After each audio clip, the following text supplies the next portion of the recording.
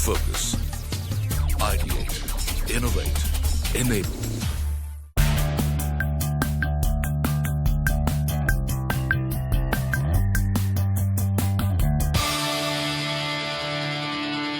Our next speaker for tonight is architect and urban conservationist Brinda Somaya.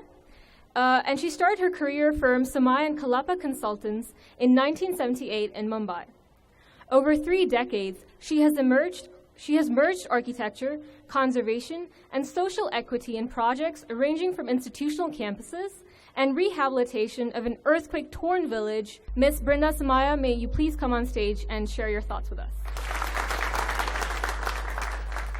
I do believe that an inclusive practice that spans India's diverse population, be it economic or cultural, provides us architects with great satisfaction, but also a great responsibility. After all, in dreams begin responsibility. I believe the motivation for inclusion and diversity should come not only from the desire to create a just society, but also because it leads to better and more powerful creative processes and solutions. So I've chosen some projects from villages, towns, and cities that my practice has done just to reflect that and connect in some way that I feel connected with. 2 little village projects I'm showing you. This was just outside Mumbai. It was a temple complex, and they had flower sellers outside the temple. And you can see the picture at the top of how the temple was with the flower sellers, and how after we rebuilt for them, and then we were able to repave the temple, repave the plaza and build the temple. But what went actually wrong, and why the trustees came to me, they didn't ask the flower sellers what they wanted. So they ended up building stalls for them, which they never refused to shift into. And that is why the trustees came to us. You have to ask your client. It doesn't matter who he is. So all we did was ask them these 2 or 3 questions. Nobody had even asked them what they wanted. And after we asked them, we rebuilt it. We built it where they wanted it. They all shifted in, and without any problem. And we were able to redo the plaza. I think this taught me one of the most important lessons in my practice, that what is our role as architects? Who are we? Are we just building buildings for ourselves or for one client? Or are we building it for the people who are going to use those spaces? Are we going to raise their spirits? Are we going to ask them the right questions? A second village project was a village which was devastated by the Gujarat earthquake. So we went off. You can see the picture on the right side. That was the map of India in the school. The left picture, it was totally devastated. We went around the village. And what we found most important was the government, as they had done in Latur as well, never bothered to ask anybody in the villages that were devastated what they wanted. So we did surveys. There was a lot of depression. So we didn't want to build for them. So we made another deal. We said, we will give you all the cement, whatever's required, or the sand. We'll use the rubble from the village. We'll use the old doors and windows. But you guys have to go back and build your village yourself. But we will pay you for the labor that you entail. And they rebuilt the village. We also made it seismic proof, of course. Now we come to the town. I've chosen 2 projects in the town. One is the Nalanda School. It's almost 200,000 square feet of total non-air-conditioned space, except for the principal's room, because the principal almost felt embarrassed that his room didn't have an air conditioner. And there were carrot fields over there. And we used many, many different ways. We treaded the land lightly.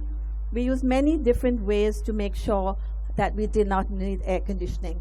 We did double walls, we had courtyards, we had jalis, we planted a lot of trees, we used natural materials. And it's been many years again after it's been completed. We're in close touch with the school. And you can see the breakout spaces, the respect for the trees that the children have developed over the years. And the other town project is a hotel, which we did in Kumbhalgarh in Rajasthan. It's perhaps the most beautiful fort in India. I don't know, many of you must have been over there. And we found that the walls over there were just without mortar. They were the local stone and without mortar. So when we went, we found there were 2 or 3 old buildings which were there. We decided not to break them down. All the walls we built, we used the same method with the local stones, low rise, bright colors for Rajasthan. So I'd like to end by saying, so where is our next train stop? As our country hurtles along with its many Indias within it, I wonder how easy or difficult the road ahead will be. I hope that when history books look back at the first few decades of the 21st century, they will find the growth of our cities took place responding to the needs of a people and the traditions of India. Thank you.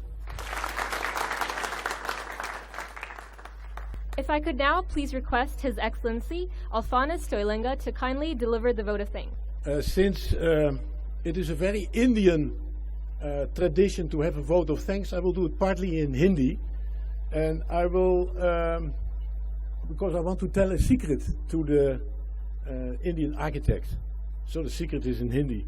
Aaj mere liye bahut khushi aur adar ki baat hai ki main आप सब सिपाकारों के बीच में हूँ शायद इसलिए भी क्योंकि जब मैं जवान था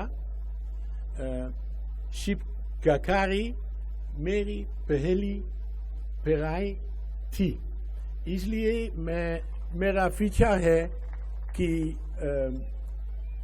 शिपकार बहुत सुंदर इमारत बना सकते हैं लेकिन वे भी राजदूत भी बन सकते हैं.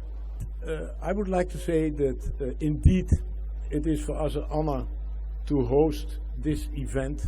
I would like to thank for tonight Raj Rewal, our guest of honor, and also Brinda Somaya for the very enlightening, clear statements. They are not presentations, but statements that they made. Also, Ole, thank you very much for your vision on architecture. And I would like to repeat what we have as an embassy have as a message to Indian architects and to the Indian world, to Indian creative industry scene. That is that the Netherlands and India have a lot to offer to each other in the field of creative industry.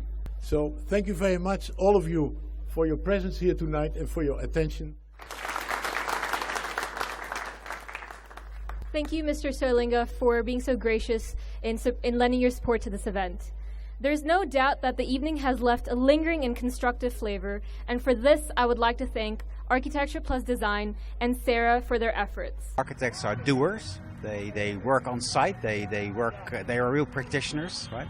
So they want to accomplish things, to deliver things, and sometimes it's hard to exchange ideas about this delivery.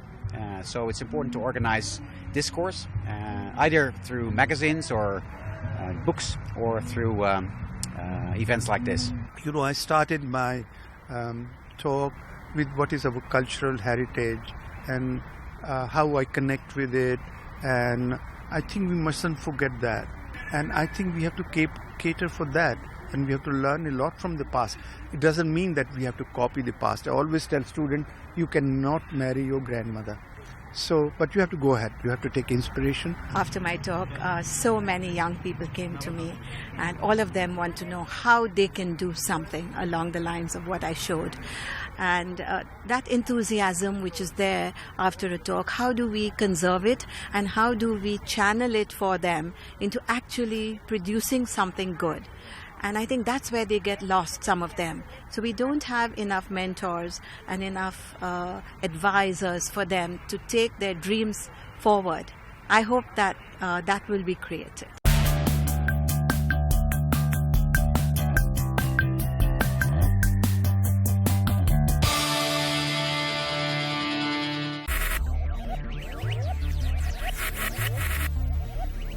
Focus.